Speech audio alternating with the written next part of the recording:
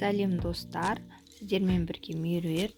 Бүгін біз ең керемет дәмді шағын пупи пай пирогын жасап көретін боламыз.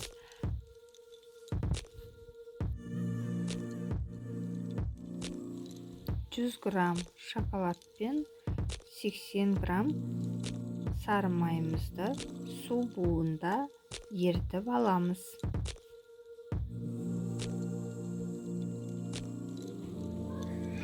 200 грамм ұнымызға 20 грамм қопсытқыш және 20 грамм какаоны қосып, жақсылап араластырамыз.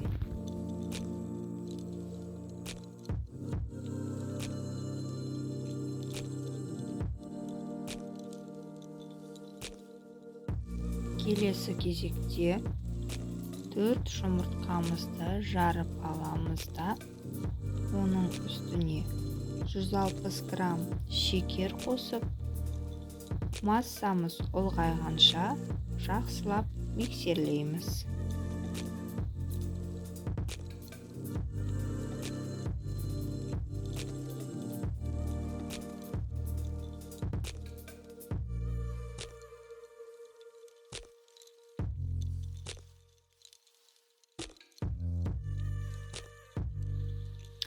Ұлғайған массамызға жаңағы ерітілген шоколад пен сары майымызды қоса отырып, тағы да жақсылап миксерлейміз.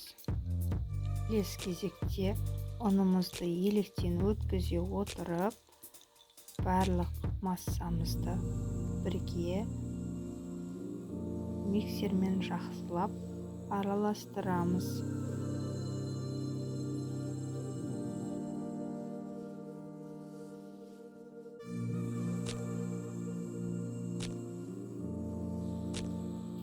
Пупи пайымыздың қамыры дайын болды.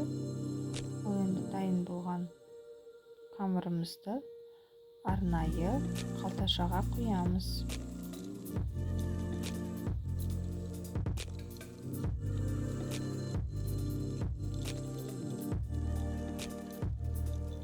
Дайын қамырымызды фольга немесе пергамент қағаз бетіне осылай кішкене бөліктерге бөле отырып құйып аламыз.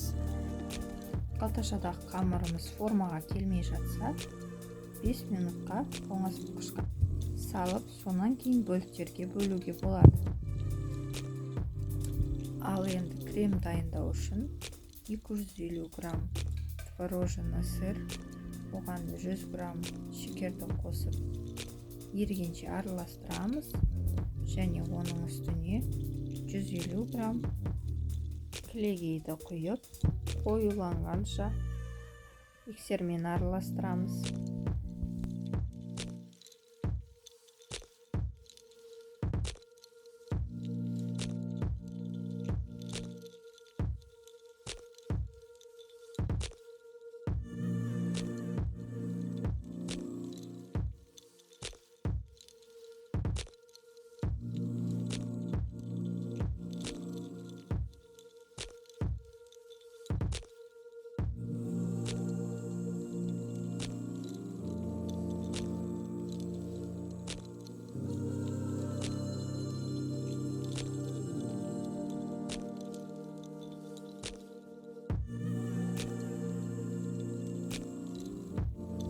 Ұсынылған рецепттен шағын пупи пай пирогынан 20-25 дана шығады.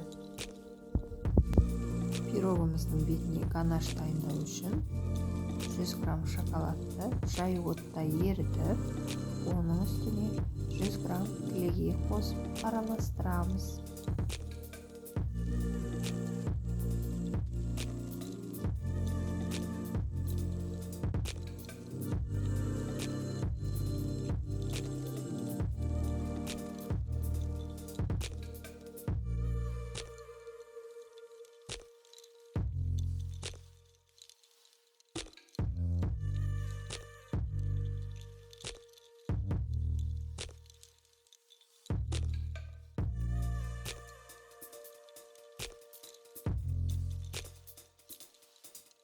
Шағын вупи-пай пирогымыз дайын.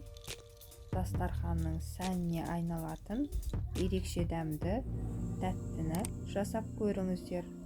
Маған жазылып лайк басып мені де қуанта отырыңыздар. Әрбір күніңіз тәтті болсын.